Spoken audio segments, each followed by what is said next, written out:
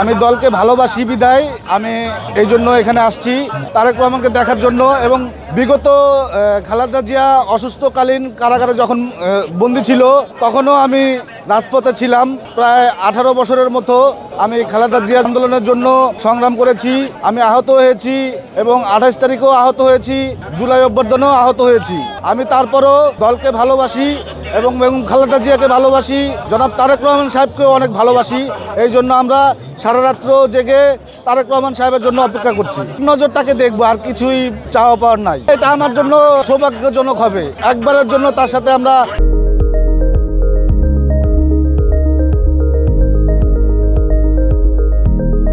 কথা বলতে পারবো।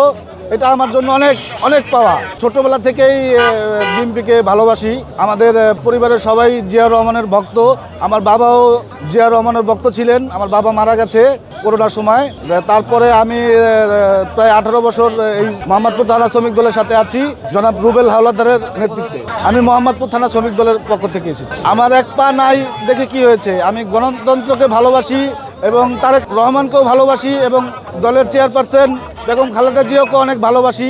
এই জন্য আমি ভালোবাসার টানে তাদের কাছে আসি। এটা কোনো বাধা না, কারণ আমি অনেক কষ্ট করি। আমি যেরকম যখন নয়াপল্টনে বিএনপির কার্যালয়ের সামনে থেকে অনেক র্যালি হয়েছে, অনেক সমাবেশ হয়েছে, সেই সমাবেশেও আমি অংশগ্রহণ করেছি।